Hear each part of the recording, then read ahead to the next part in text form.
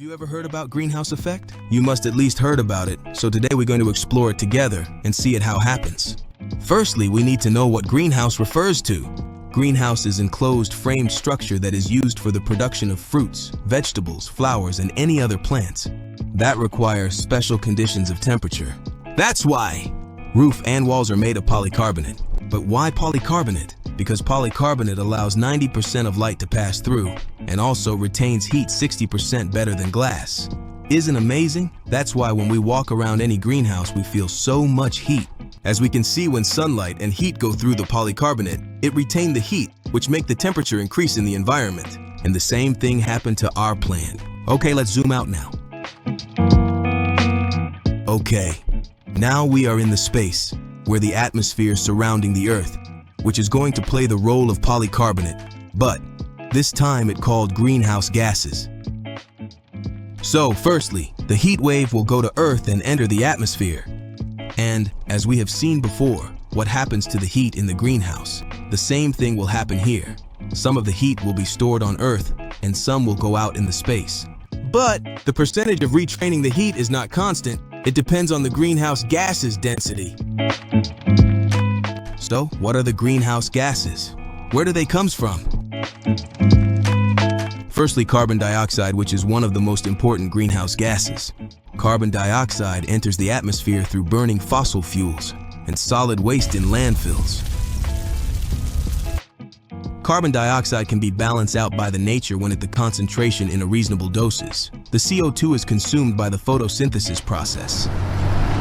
The combustion of fossil fuels such as gasoline and diesel to transport people and goods was the largest source of CO2 emissions in 2022, accounting for 35% of total U.S. CO2 emissions and 28% of total U.S. greenhouse gas emissions. Secondly, methane.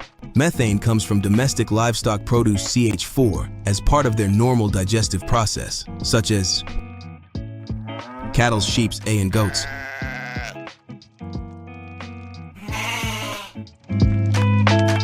Natural gas and petroleum systems are the second largest source of CH4 emissions in the United States. Methane is emitted to the atmosphere during production, processing, storage, transmission, distribution, and use of natural gas and crude oil. Thirdly, nitrous oxide. In 2022, nitrous oxide, N2O, accounted for 6% of all U.S. greenhouse gas emissions. Nitrous oxide can result from various agricultural soil management activities, like management of manure or burning of agricultural residues, application of synthetic and organic fertilizers, and other cropping practices. Finally, fluorinated gases. Unlike many other greenhouse gases, fluorinated gases have no significant natural sources and come almost entirely from human-related activities. They are emitted through their use as substitutes for ozone-depleting substances and through a variety of industrial processes, such as aluminum and semiconductor manufacturing. But how dangerous are these gases? Every time the CO2 concentrations rise by 10 ppm, the mean global temperature increases by 0.1 Celsius. 1 part per million of CO2 sucks 7.7 billion tons of CO2. The average car can produce 115.1 grams of CO2 per kilometer, where average truck can approximately 3 times more. So, let's assume 10,000 truck travels every year from Amman to Al-Azraq. That's mean that truck will travel a distance of 120 kilometers. And by doing the calculation, we get that the total CO2 emissions every year by the trucks is equal to 368.4 tons of CO2. So, what about the other gases? How dangerous their effect? All the gases we have seen have a global warming potential in a period of 100 and a lifetime, which mean how much it will stay in the atmosphere. These numbers means that PFC's global warming potential is 11,100 times greater than the CO2.